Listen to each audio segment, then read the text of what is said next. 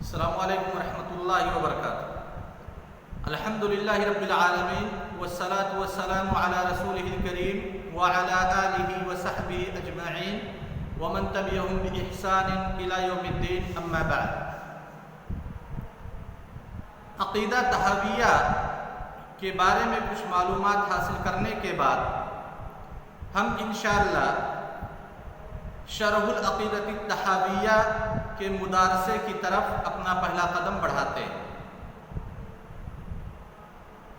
کل کے درس میں عقیدہ طحاویہ پر علماء کرام کے جو بعض ملاحظات تھے ان کا تذکرہ کیا گیا تھا، اور آج امام طحاوی رحمہ اللہ نے اہل سنت والجماعت کے عقیدہ کی تقریر اور اثبات کے لیے اپنی کتاب میں جو لکھا ہے اور پھر ان کے متن کو ابن ابی العز الحنفی رحمہ اللہ نے جو شرح کی شکل میں پیش کیا ہے اس کو انشاءاللہ پڑھنے کی شروعات کریں گے۔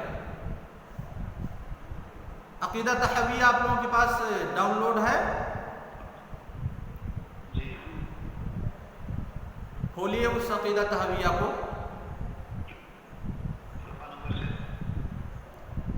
اچھا، میں پھر سے پی ڈی ایف کر کے دے دوں گا تاکہ پریشانی نہ ہو، کیونکہ صفحات سب الگ الگ، ٹھیک ہے؟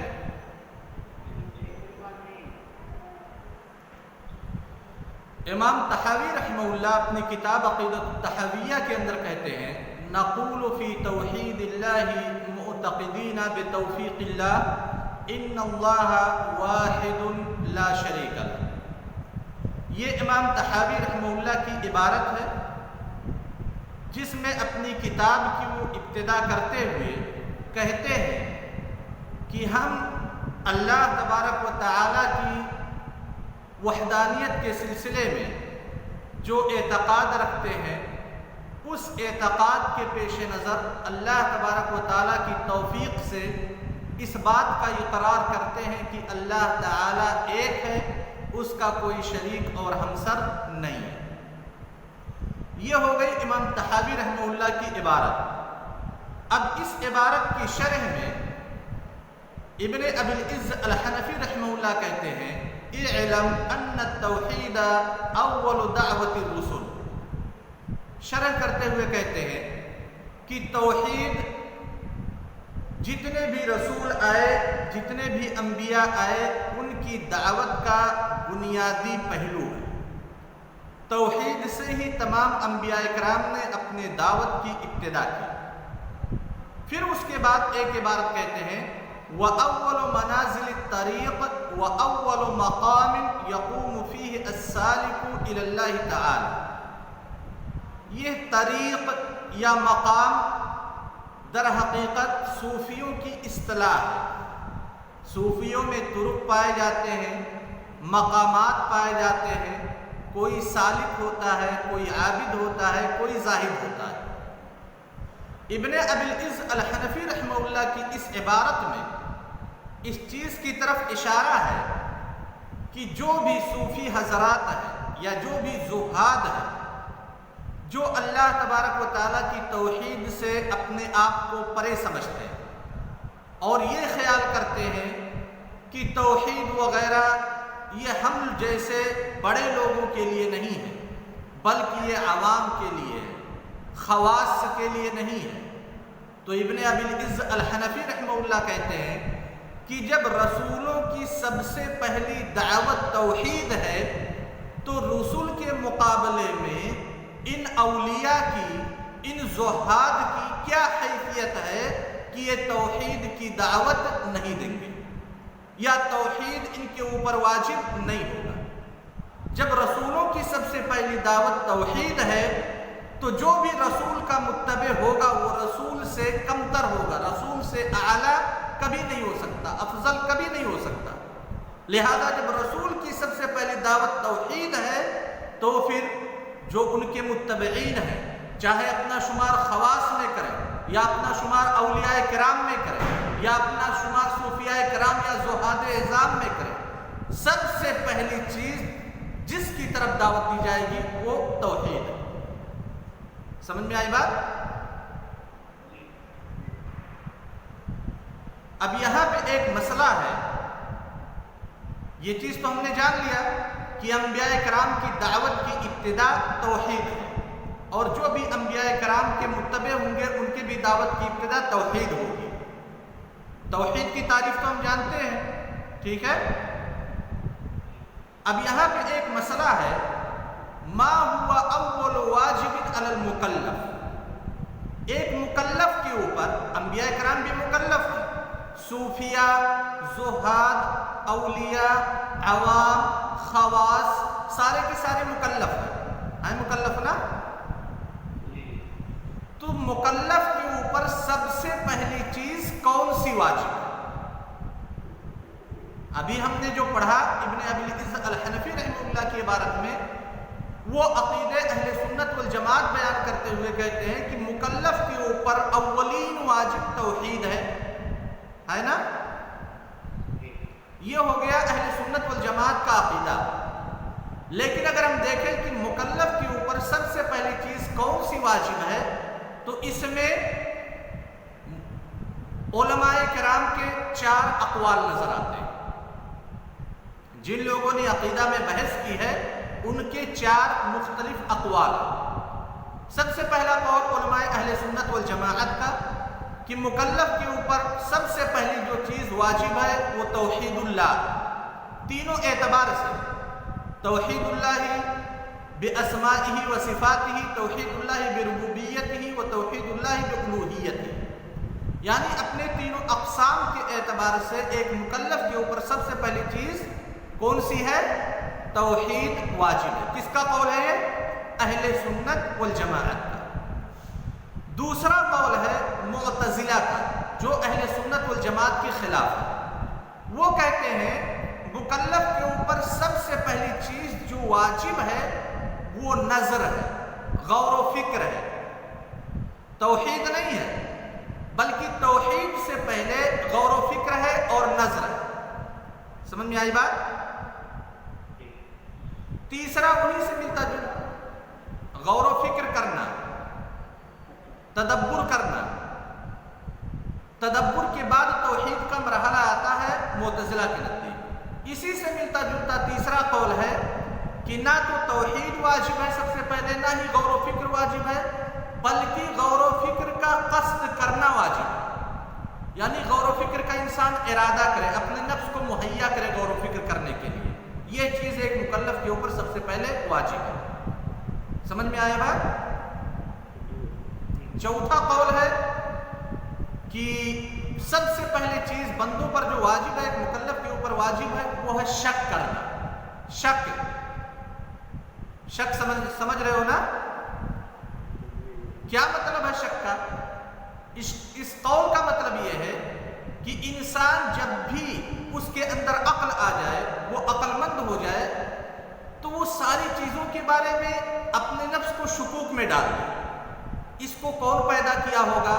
ہو سکتا ہے میں پیدا کیا ہوں، ہو سکتا ہے آفاق پیدا کیے ہوں، ہو سکتا ہے کوئی دوسری ذات پیدا کی۔ سمجھ میں آئی بات؟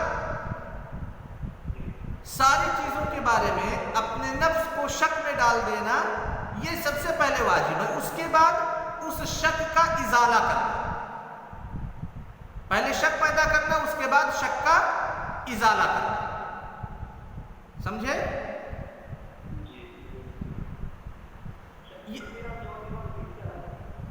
وہ ذکر نہیں ہے کہ کس مذہب کے ماننے والے ہیں۔ ابھی ہم اہل سنت والجماعت کے ادلہ کی طرف آئیں گے، جس کو ابن ابی العز الحنفی رحمہ اللہ نے بالکل وضاحت کے ساتھ ذکر کیا۔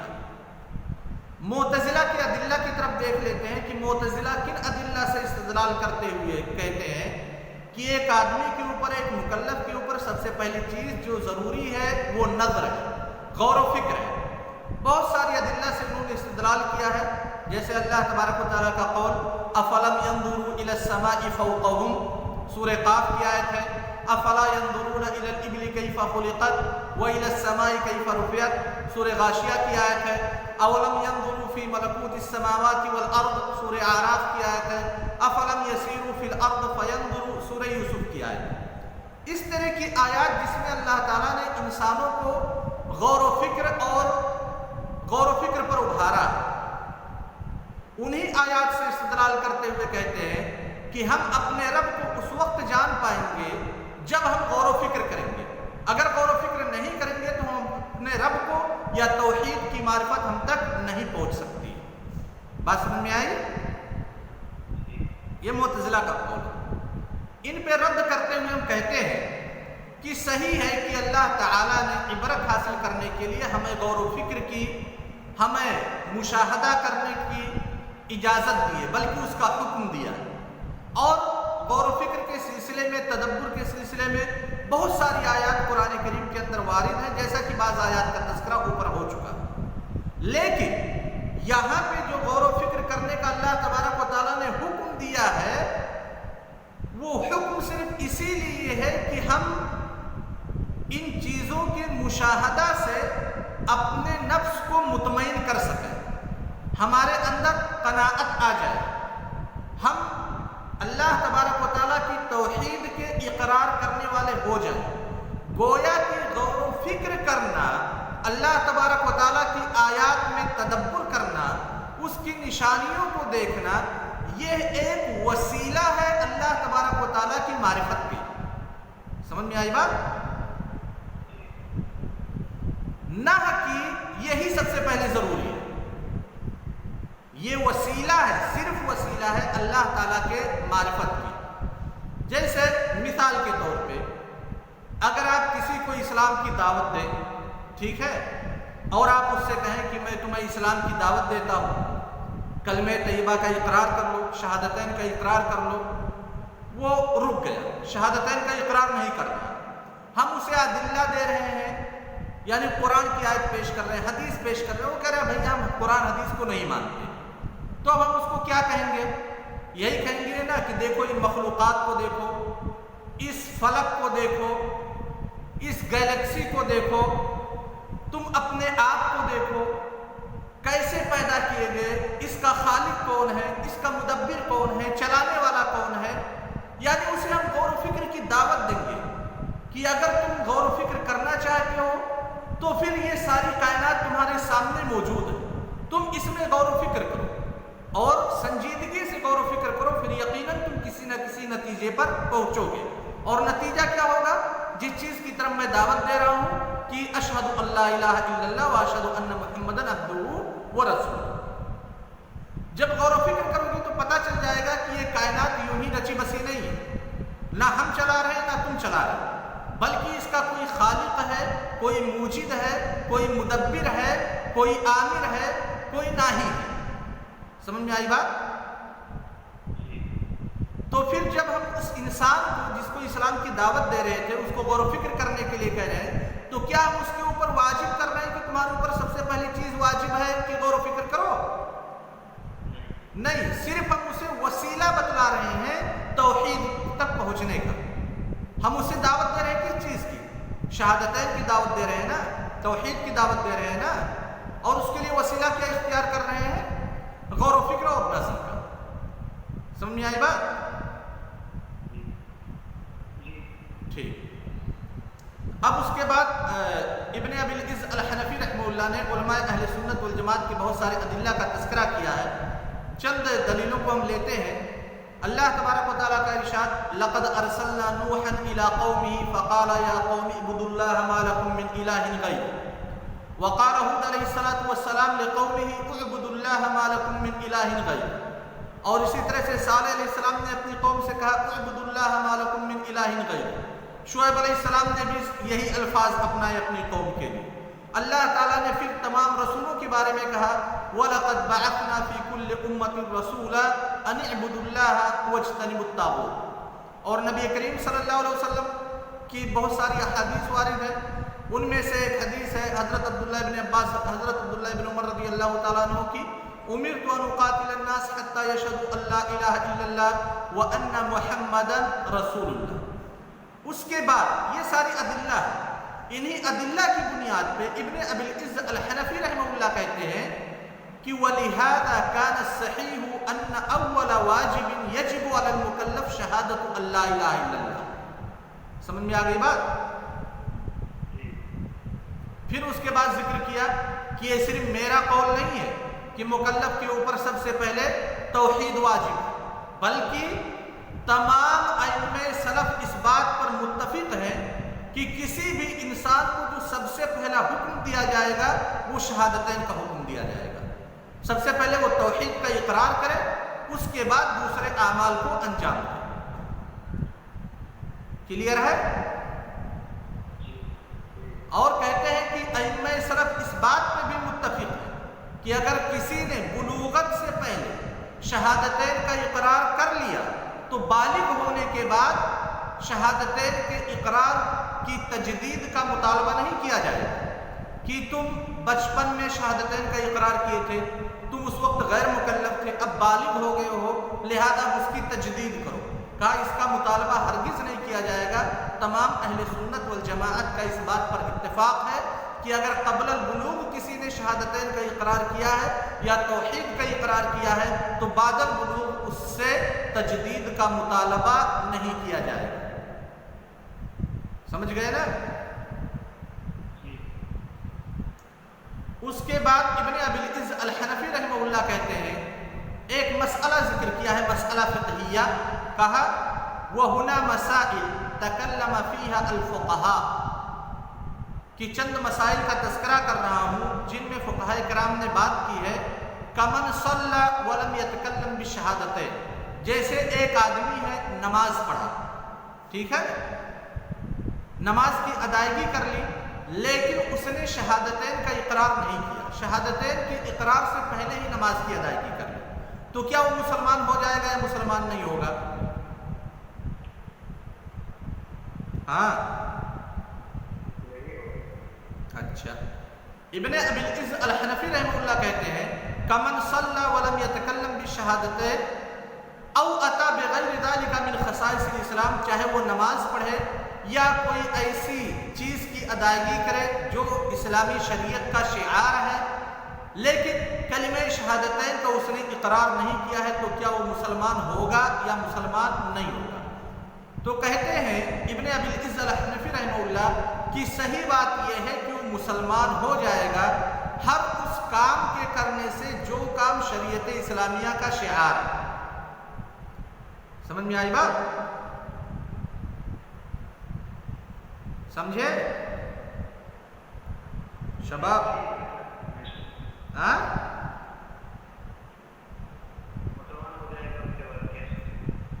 کہتے ہیں کہ مسلمان ہو جائے گا اگر کوئی بھی ایسا کام کیا جو شریعت اسلامیہ کے خصائص میں سے ہے تو وہ مسلمان ہو جائے گا۔ اب اس پہ تعلیق اور اس پہ نوٹ، اس پہ ملاحظہ انشاءاللہ کل کے درس میں، ٹھیک ہے؟ ٹھیک، السلام علیکم۔